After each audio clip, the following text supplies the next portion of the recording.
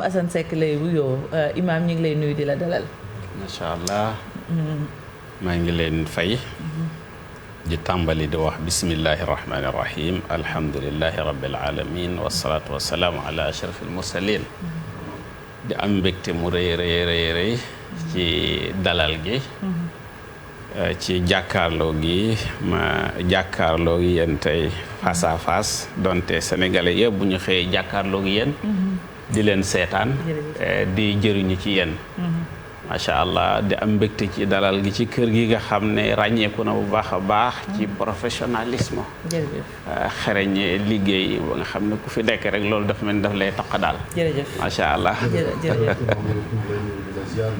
waaye di la dalal jàmm ci kër gi. di fàttali ni yow yaay directeur du centre de l'initiative intellectuelle pour la traduction et la sensibilisation islamique centre boobu lu mu wëndu. waaw centre boobu xam nga dafay yëngatu ci wàllu. traduction mooy li ma ko tax a initier damay gis téere yu am solo soit ñu bind ko ci arab ñu baree bari mënoon ci jëriñoo mais barrière langue boobu tax du ñu mën a jëriñoo ci alors ma gis ne jël initiative tànn lenn ci ay téere wala ay documents yu am solo alors traduire ko en français wala bu fekkoon ne itam français lañ ko bindoon ma gis ne amal na njëriñ suñ mbokk arabisants yi ma traduire leen ko en arabe par exemple Iba Der Thiam bi ma gisee mu bind livre bu rëy joxe ci information yu am solo ci dundu Almaami Maba Jaxu Ba te ma gis ne arabisants yu bari xamuñ ci dundam te ku mag a mag la acteur bu mag a mag la ci sunu histoire. mais j'ai pris l'initiative ma traduire livre boobu en arabe. d'accord autant que laa jëlee benn livre boo xam ne benn saoudien moo ko bind. ça parle en quelque sorte sur l'historique de l'agression culturelle. alors du monde musulman.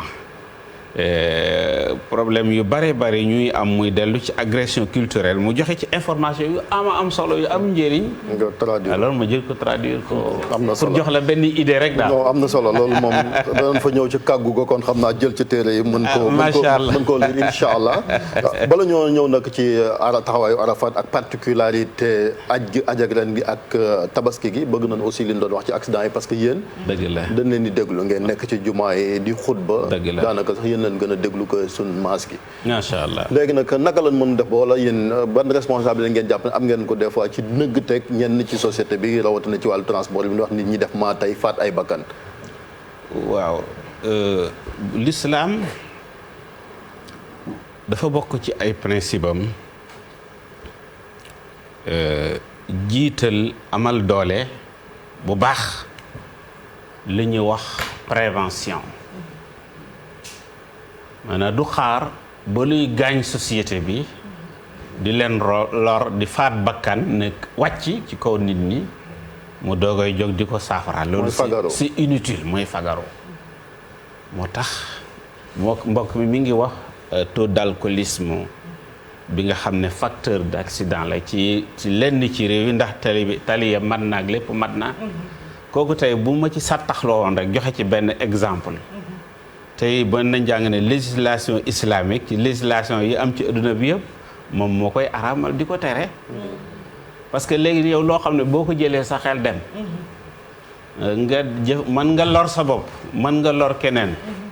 mais buñ la ko daganalee après boo defee dara mu indi dégâts ñuy topp la ci sur le plan pénal loolu presque contradiction la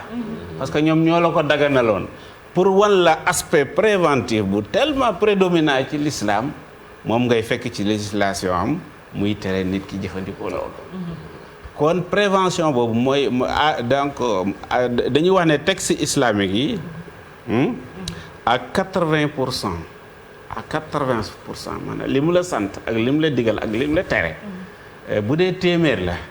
juróom-ñetti fukki yëpp ci fagaru la jëm ci fàggandiku te fagaru yeeyoo na loolu fagaru buñ ko joxoon fi ñu ko place bi ñu ko war a jox konoon yu bari di gaañ ci jikko yi di gaañ ci société bi konoon yooyu dinañ ci mucc imam xanaa askan wi dañoo wàcc yoon ba dégguñu. waaw message yu prévention yooyu ci xutba yi. ak ci yeneen ak leneen pourtant 90% ba 95 ñu ne ay jullit lañu. te di war a mën a dégg li ngeen di wax. waaw xam nga. wala yéen seen kàddu daa jotatul. benn waay dafa doon wax ne la raison principale qui explique le malheur des musulmans c'est la méconnaissance par les musulmans de leur propre religion. comme de ça. te boo ne jullit nga te yow li la sa diine sant xam la ko. toppatoo la ko xëy na ki la koy wax sax. boolewuloo ko ci ñi nga xam ne farataal nga di leen déglu farataal nga di leen bàyyi xel wala buy wax itam léeg-léeg du ñëpp nag du ñëpp moom macha allah day mel ni kuy rëdd ci ndox. mais concrètement imam soo xutbaa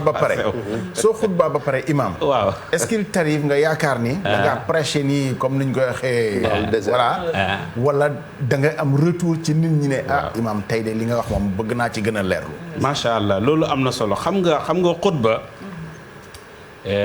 suñ ko waxee jubluwaayam mooy da ngay wax ak benn public mais doo wax pour wax. xam nga léeg-léeg journaliste bi mën nañ koy tuumaal chercher le sensationnel. wala ay buzz wala yu mel noonu. mais bu fekkee ne imam bu xam rôlam dëgg la moom luy yar moom luy defar moom luy tabax. lañ ko wax loo. ustaasu buzz te aussi dañu wax ne xutba googu techniquement man bind naa benn manuel. ci l'art oratoire. waaw ci écrivain aussi.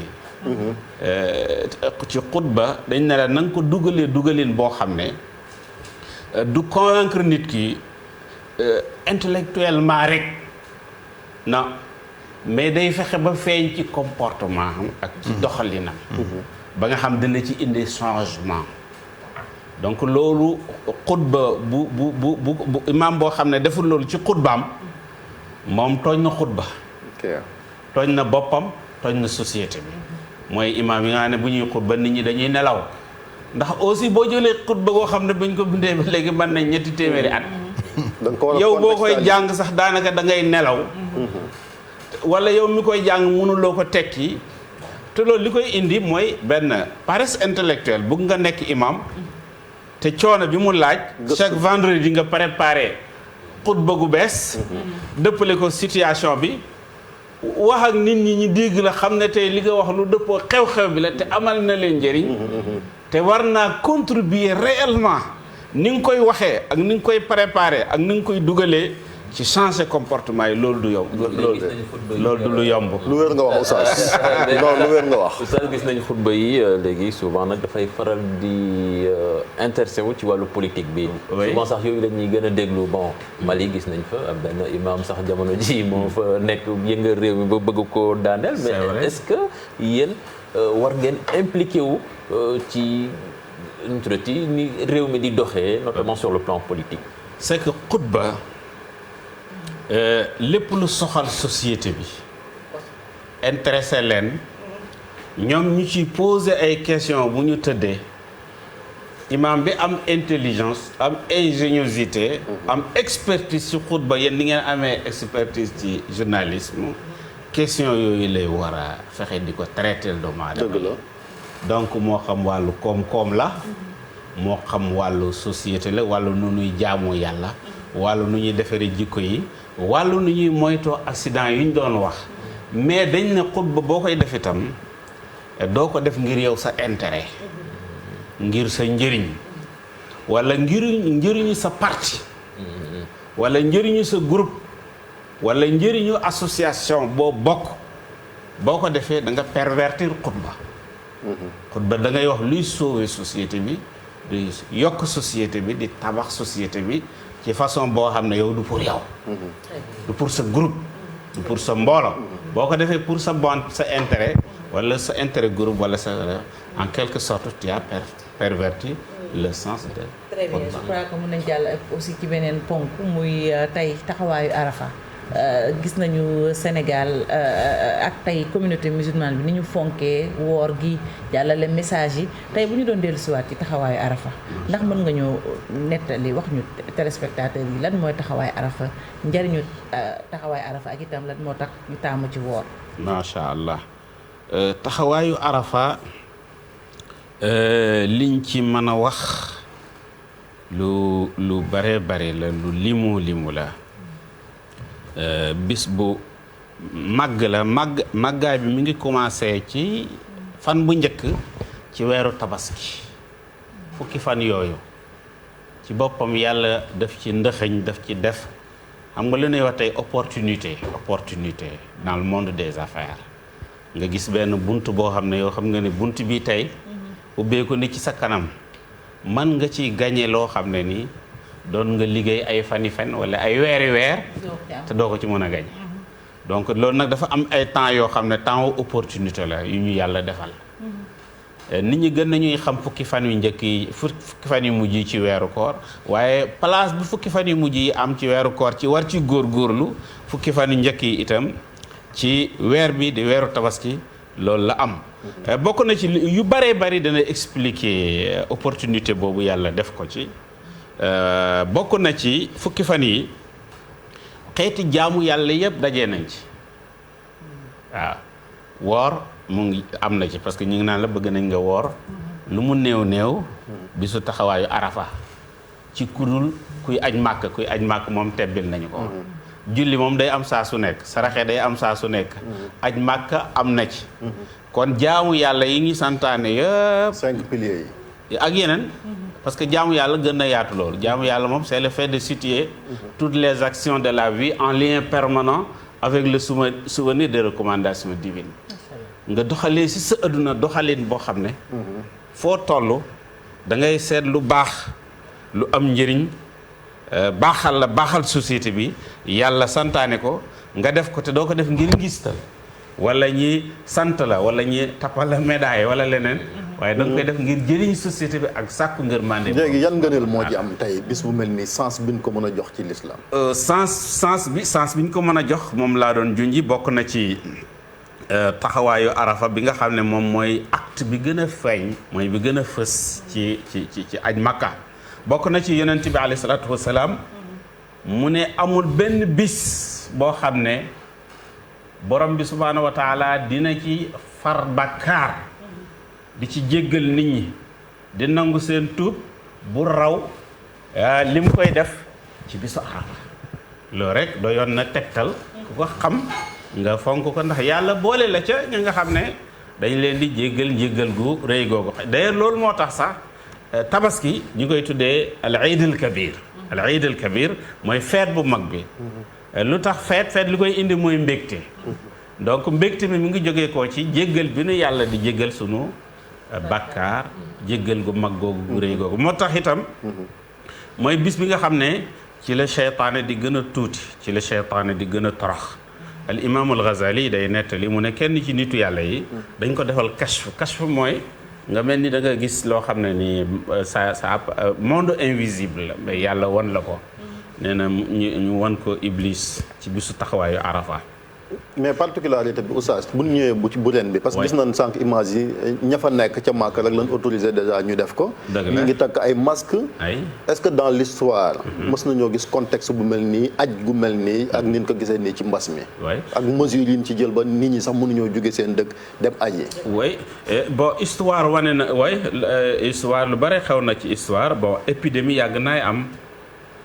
dana am épidémie yoo xam ne dafa daan tere aj sax aj du am une bonne fois pour toutes donc ren sax am na nu mu amee mais loolu daan na am ba nga xam ne loolu day ci taarixul islam am na at yoo xam ne nii aj amul du tout loolu am na day dellu soit ci li ñu waxoon aspect préventif bi nekk ci l'islam am na benn sociologue américain bu ñuy wax Craig ci journal Newsweek le 21 mars la ko bind bu ngeen demee ci site bi fekk ko fi waaw mu ne l'islam li mu jàngale ci côté prévention ak daw épidémie ak mbas ak yu nu mel ci set ak yu bare ak mbooleem matukaay buy tax ñuy mucc mu ne moom nangu na ne bu ko adduna bi teeloon a jëfee feebar bi feebar bi day dem kon loolu dañu dëppook jàngalee l'islam daf ne nañu dafa ñëw pour sàmm bakkan sàmm alal sàmm ngor sàmm diine sàmm xel boobu ci la amee particularité moom rek moo araamal jëfandikoo aw ñoom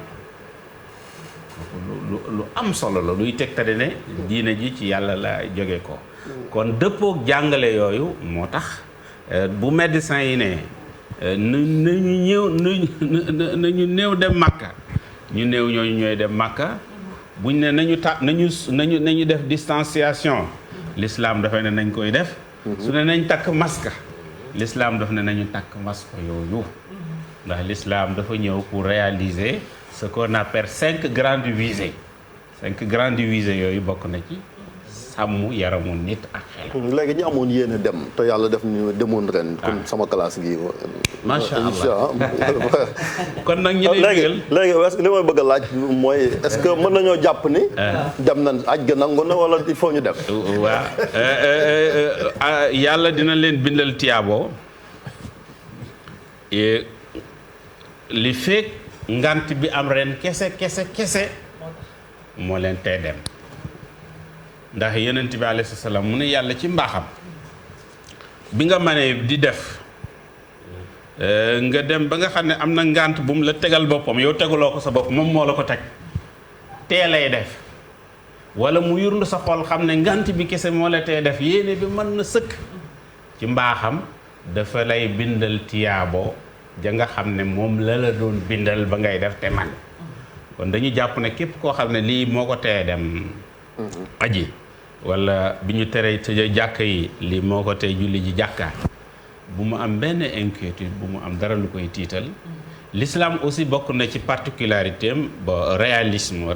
nekkul réalisme dans le sens négatif du terme mais situation bu nekk nga jël ca la nga ca mën a jël mu ngi mel ni tey jigéen ji bu ëmboon tey ëmb rek weeru koor bu ñëwee mu yaakaar ne bu wooree loolu mën na gaañ doomam wala mu wàññi ci moom dara l'islam daf naan ko bul woor donc du ci am benn bàkkaar kon ki nga xam ne nii itam lii moo ko teree dem Màkka na xelam dal waaye nag mu am yéene bis bu lii yëkkatikoo nag wax dëgg yàlla dem Màkka neex na ci xolu jullit neex goo xam ne moom bis bu amee kii ba rek moom imam baaxoon na nga wax Chérif ne ko wàccagu ko bu amee bonus it wàccagu ko mais imam man ak Cheikh Tidiane mi dafa am dégg-dégg bu ñuy am ci message yeeg xutba yi fi jaar yëpp ci boo wooree rek macha allah faral nañ la say bàkkaar ren ak déwén c'est-à-dire imam loolu baax na ngeen di wax nit ñi ci yan anam la est-ce que automatique la jooni la nu muy demee lan mooy tax macha allah waaw ak yan bàkkaar la parce que aussi dégg-dégg bu gàtt biñ ci am rek mooy kon boog xaaral ñu gaaw woor tey waaw après bonus bi yëpp dal ñu waaw nit ñi lu ñu war a bàyyi xel bépp barab buñ ne dafa bëri tiyaabo itam noonu mu bëree tiyaabo contraire muy bàkkaar ba nga fay def itam noonu lay màggee noonu lay rëyee donc koor gi day far bàkkaar mu ngi mel ni comme weeru koor liñ la ci digal dafa pour nga am ko comportement bi koor laaj ci yar sa làmmiñ yar sa kàddu yar sa jikko yar sa comportement xéer ci def lu baax moo la koy may léegi nag boo wooree mel ni ku woorul surtout sax sa bàkkaar day gën a yokk yonent bi dafa sallallahu alayhi wasallam dafa ne bisu arafa bis bu màgg la ci ku sàmm làmmiñam sàmm bëtam sàmm noppam kon l'islam bu ne la bu ajee tiyaaboo ci benn mbir dafay ànd ak ay conditions te conditions yooyu luy tax yow nga gën a baax rek la liy tax société bi gën a baax rek la liy tax tam nga xam ne diine c'est pas l'opium du peuple nekkul luy nelawloo nit ñi mais daf leen di jox ay orientation yu constructive yoo xam ne dafay dëppoog bu baax a baax ce qu'on appelle le développement humain kon wooru falaa nii rek yaakaar ne liñ ci digg yëpp am nga ko te sàmmuloo sa làmmeñ nekk di wax lu la neex sàmmuloo sa bët nekk di xool lu la neex di déglu lu la neex kon yow li nga am yaa ngi koy yàq. dëgg la imam léegi bu ñëwee ci tabaski gi incha allah fii ëllëg lañ koy amal ci mu tombé encore ak contexte bi crise sanitaire bi ak mbas mi borom ko kër yu bëri nag gis nga xar moo nekk seen bopp jamono neexul est-ce que aussi am na ay loo xamante ni l'islam wax na ko ci ngir wàccee ci ñenn ñi nga xamante ni amul doole am xar parce que ba jamono daa neex xëy na da nga daa gis kër goo xamante ni lan fay rey ci xar bëri na ku ko amut est-ce que ay nit mën nañ laa yóbbaale. waaw ku ñuy wax Ibnul Munzir benn borom xam-xam la ci borom xam-xam lislaam yi gën a màgg moom ay bindam dafay topp yi nga xam dafa am consensus moom yooyu lay bind quoi bindam loolu la question yi nga xam dafa am consensus bokk na ci li mu bind ajma'u ala annahu la shay'a ala man la shay'a lahu lépp lu ñu santaane ci diine képp koo xam ne manuloo ko amuloo ko su fekkee ne yàlla moo tax ngay def na la wóor ne yàlla moom teggil na la ko boo reyee sa bopp nag dugg ci yenn yoo xam ne mënula ko léegi aada la ngistal la gis leen ma la waaye yàlla mi taxoon ngay def moom boo manul tebbil na la ko loolu moo am ci tabaski sunna la maanaam bu am doole te yaakaar naa ne jullit bu nekk war na koo bëgg a def ngi waxuma la tiyaabu ju ci nekk yonent bi alayhi salaam di wax ne maa amila ibnu aadama yowma nahri amalan ahaba ila allahi tabaraka wa taala min iraqati dam mu ne bisu tabaski doomu aadama mënta defal boromam subhanahu wa taala lu gën tuuru deret mu ne deret jooju boo jëlee paaka bi daas ko teg ko ci doq xar mi ne taseet ren bi deret ji balaa muy walwali ci kaw suuf si mu ne àgg na fu xóot a xóot fu sore sore sa borom subhanahu wa taala mu ne loolu na ci sa xel dal donc kon foofu lañ ko teg waaye képp koo xam ne nii day fekk nga man ko soo demee al mazhabul xanafi ñoom ni ñu waxee sax man bi kon ñi tabaski fii du ñu bari mooy ki ko man mooy koo xam ne war na am nisaab ci wurus dafay tolloo 85 grammes ci or valeur ba tey nga xam ne passé na 400 000 nga àgg ci aisance matérielle financière foo xam ne loolu mën nga koy am teg ko ren ba déwénte doo ko soxla mu ne boo àggul foofu soo mënee teguñ la yenn yi bu dee al mazhabul maliki ñoom dañu wax ne mu nekk koo xam ne tey loolu mu nar a jëndee tabaski nekkul loo xam ne nii daf koy soxla ci boppam walla ci njabootam ci bisu julli su fekkee ne lu mu nar a soxla la après mu mel ni day xaru rek jéem lu mu manut tebbil nañ ko ñun dañoo denc loo xam ne dañ naan soxlawuñ ko li ñuy dugal ci xar mi sax budul ci xar mi mën nañ koo dugal feneen yow yaa ngi koy bëgg a teggil ñu bari de déedéet moo ko teggil kenn nag damay ñaax nit ñi ñi def ko daal mais nañ ko def te yàlla tax mu wóor la ne man nga ko soo ko manul mu wóor la ne itam tebbil nañ la ko ndax nee na yonent bi alayhi salaam ci jamonoom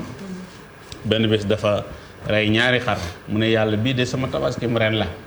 beneen bi képp koo xam ne mi ngi ci sama xeet wi te nga xam ne bëgg na te manut yóbbaale na xanaa yonent bi yóbbaale la loolu rek. mais wax leen nag way ngëm yi nag ci mbas mi comme am na ñoo xamante ne danañ dem ci jumaa yi wax nañ ko ci mesure barrières yi. macha allah mbas maa ngi fi ba léegi imam. macha allah waaw mooy li ñu doon wax sànq rek l'islam su dee moom nga gëm dafa la sant non seulement nga sàmm sa wér-gu-yaram yow ci sa jëmmi bopp mais nga sàmm wér-gu-yaramu ñi nga bokkal société bi ni mu la araamalee nga lor sa bopp noonu la araamalee nga def luy lor kenn te yaakaar naa lor gënta mag nga sabab lu luy indi feebar ma jox ci benn anecdote xanaa danañu wax ne damaa ragal kii quoi keroog damaa julli ba ci ka ba sërmal benn waaye ñëw ci jumaa ji daal xam naa ne am na lu may jox daal mais mu jox ma loxo ma ne ko déedéet affaire boobu jaaxal ko nag le fait que mu may jox foo xam ne kenn nekku fa tàllal ma loxo ma ne ko déedéet ma ne ko waaw l'islam loolu la santaane su ñu waxee loo xam day aaru société bi daf koy baaxal man ma wéetoog yow wala nga may jox xaalis warta tax ma teg bel exemple waaw sinon dafay mel dëggu imaam yi nañ ko jaarale ci dëgguma ci li may wax jërëjëf kooku mooy Imam Assane Seck ñu lay sant di la gërëm may fàttali ne moom mooy directeur du centre de l'initiative intellectuelle